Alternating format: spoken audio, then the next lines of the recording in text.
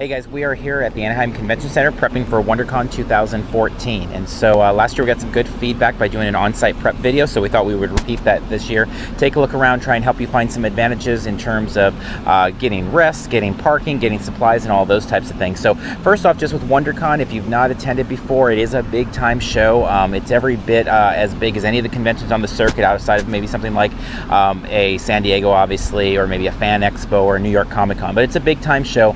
It does require a lot of planning, and one of the things we find with this show is that more than maybe any other convention, it kind of sucker punches people, meaning a lot of people say, well, it's what San Diego Comic-Con used to be, and they take it too lightly, and they end up being disappointed by the end of the weekend because they miss a lot of cool panels or exclusives or just great experiences. And so I definitely suggest that you do some planning, take some time, look at the schedule, put together a good plan. It doesn't require the same sort of effort as a San Diego Comic-Con, but it definitely requires some effort, so kind of keep that in mind. One of the things I wanted to talk about is just the idea of the programming. And so in general, the programming really goes from open to later in the evening, even 8, 9, 10 o'clock at night. And so there's going to be a lot of things. So when you're looking at the schedule, be wise to kind of look after the closing of the exhibit hall. You know, for example, Warner Brothers DC, they always do a big animated screening. So this year they have Son of Batman. That's going to be a thing. Kelly Sue DeConnick's going to be here with the Carol Danvers Corps, and they're going to have a meetup. Chris Gore is having the Pod Crash. The SDCC blog, we're going to be here and having a little meetup over in the bar area too. So a lot of things going on, so make sure to check them all out. Now, one quick thing regarding registration is they're doing only online sales this year, and so there are going to be no tickets at the door, so be advised of that. They've already sold out as of our recording all of the 3 days and Saturdays, so all they have left is Friday, Sunday. But I highly suggest coming if you are at all interested and haven't been before and you can make it out. It's really a great show to check out. That being said, in terms of registration on site when you get here, they were super fast last year. I think there was a big improvement in terms of how quickly they processed getting people in. It was great, great, great. That being said, if you're anywhere near or close and you can register Thursday night, that's really the way to do it. We've done that the last 3-4 years, and it's so cool, so easy. You can pull in here, no problems parking. Just run in, get yourself registered. No problem at all. And so definitely if you can do that, it saves time in the morning because it's a whole one less thing to deal with. You can get in line for your panels that much earlier or whatever exclusive you're looking for. So definitely consider doing registration on Thursday if there's any way of doing that for you in your schedule. So anyway, let's take a look around at some other ideas. All right, to get a quick lay of the land, as you have a Hall H to orient yourself maybe at a San Diego Comic-Con, here we're really talking a lot about Hall B, C, and then the arena. And so where I'm at right now, to the left of me is the Hilton for anybody staying there, and directly across from the food court and the hotel is our Hall B. Behind us down towards Disneyland, straight there, we have the arena. So that's where all the big time programming is going to go, your movie and TV panels and things like that. And then over here we have B and C. Now, quick advice on B and C, those are, and there aren't a ton of big booths at WonderCon.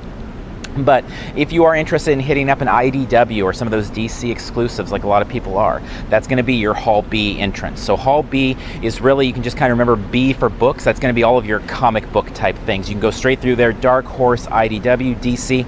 Make sure to understand with DC, if you're after any of their comic variants, their figures, that's actually going to be at the graffiti booth to the right of it. So if you're going to be going for signings, that will be at the actual DC booth. They'll do tickets. You'll probably line up for a half hour before they'll give them to you, but that'll be that. But if you're looking to get your hands on any of the exclusives, which we're quite busy on that first day Friday, that's going to be actually the graffiti booth. But again, everything comic book B, all Hall B there.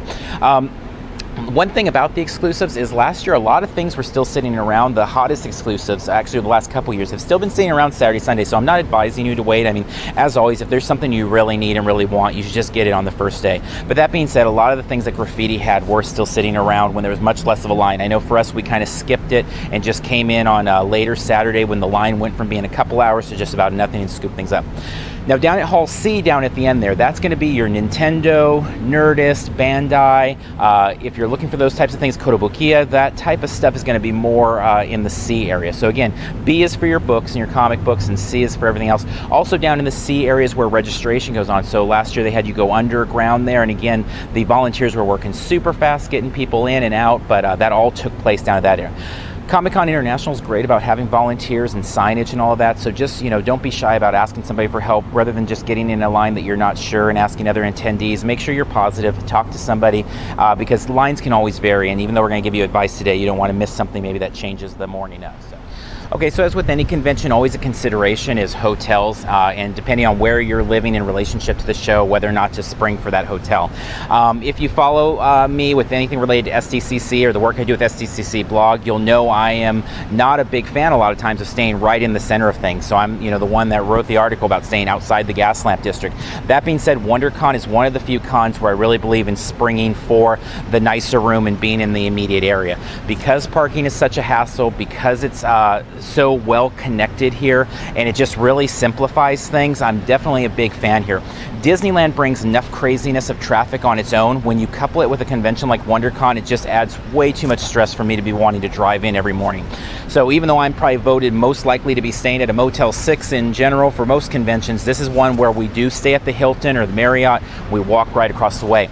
That being said, you don't need to stay at a Hilton or a Marriott, even though they're right here and nice. There's obviously the Alpine across the way, but really one of the nice things with it being here and having Disneyland, you can simply look at Good Neighbor hotels, and if you look up the Disneyland Good Neighbor hotels, they're basically all hotels that Disney kind of vouches for as being good places to stay. And so it doesn't mean that they're going to be as nice, and they're definitely not going to be as expensive as something like the Hilton or obviously the Disneyland Hotel, but it does mean they're good quality places to stay, like the Candy Cane Inn or the Jolly Rogers down the way or things like that. So definitely take a look at those and consider it. Even if you're only a half hour away, it's something to consider.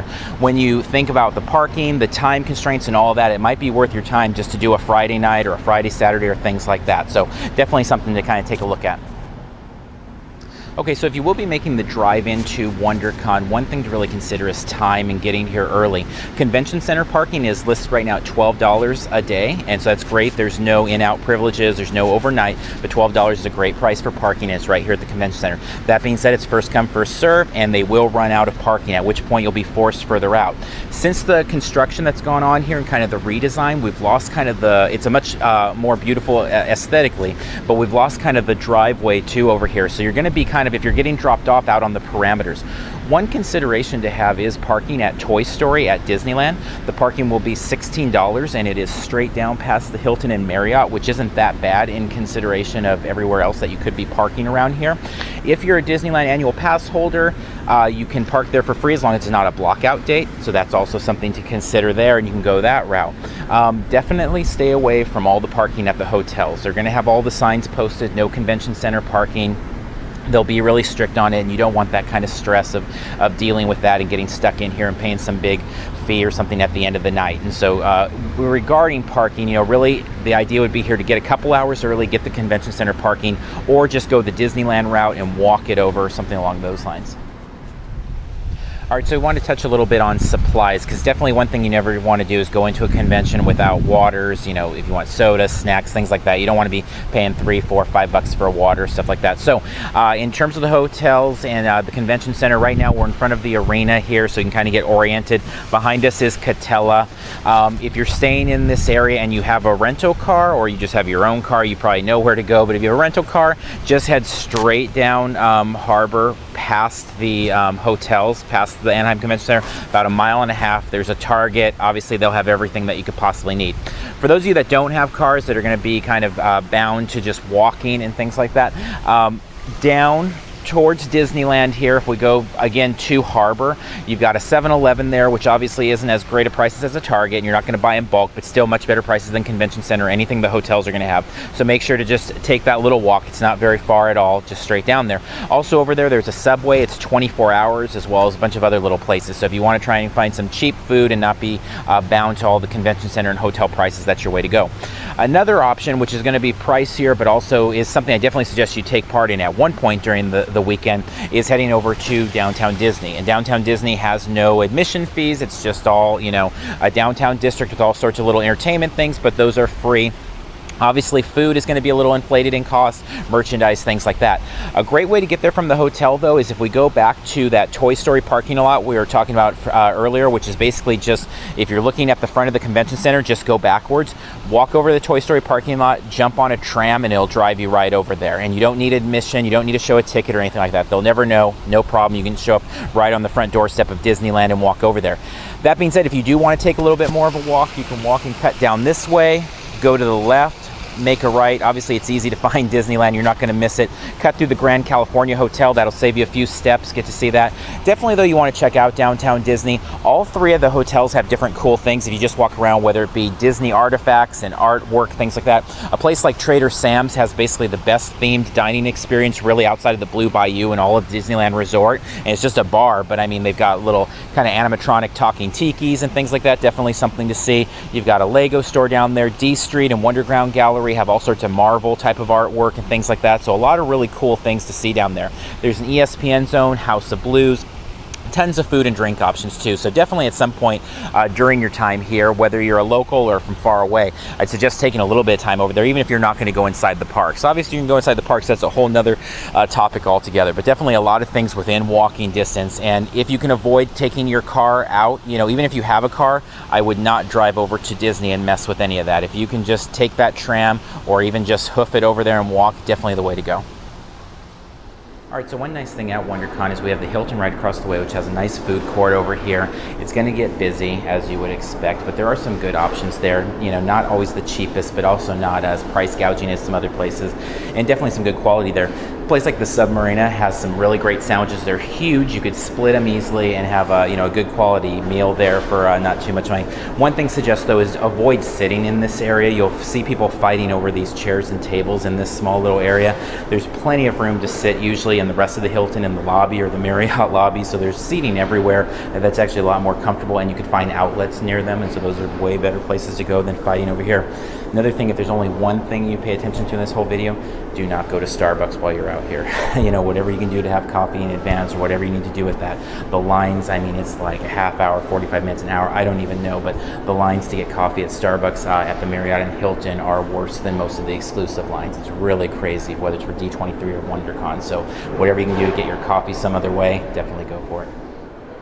Okay, so like as we were talking about, there's everywhere in this lobby at the Hilton and a Marriott where you can sit more comfortably. And so right here's a good example is many times during WonderCon last year, we would just walk across the way, plop down on one of these couches, plug our phones into the wall, and just really relax. And actually over here, you can even see they've added a charging station, which is easily $1.99. You can charge your phone there. Obviously, I always suggest having an external battery so you don't need something like that, but sometimes it's nice to have a little bit of extra power. Beyond that though, right over here we've got a little couch area. You can charge into the wall. I would say probably once or twice a day during the convention we would come over here and not even go up to our room, just go sit down here, get a little bit of space, get situated, drop some stuff off in the room or the car, and just kind of relax that way. So definitely don't feel like you're trapped in the convention center. There's not somewhere to escape to very close. All right, so we're over here at the Marriott, which just like the Hilton shares a lot of great comfortable places to sit, a lot of outlets and things like that. So definitely explore both hotels, get your bearings. If you're ever in a crowded area, there's definitely going to be somewhere in an open area not too far, so just kind of look for those. That being said, we wanted to wrap up here with one definite thing to think about in terms of there's not many off-site events at WonderCon. It's really much more about the show itself. It doesn't have the parties like a San Diego does or anything like that. But San Diego Comic-Con unofficial blog, we are having our unofficial meetup right here at the Marriott bar on Friday night at 8 o'clock. So definitely something to think about coming and checking out. It's not doing it like a big party or anything like we did at San Diego Comic-Con or like we'll plan for this year's San Diego Comic-Con, but it's kind of a good time just to hang out with some of us, talk about what's going on at the convention, other geeky topics and things you're interested in. And basically we love hearing from the readers and seeing what it is that you like about the site or getting feedback from you, and it really helps to keep us motivated throughout the year. And so if you got a chance Friday night at 8, stop by, say hi, hang out for a little bit, and then we'll get you all set for Saturday at the con. So until next time, we'll see you in line somewhere.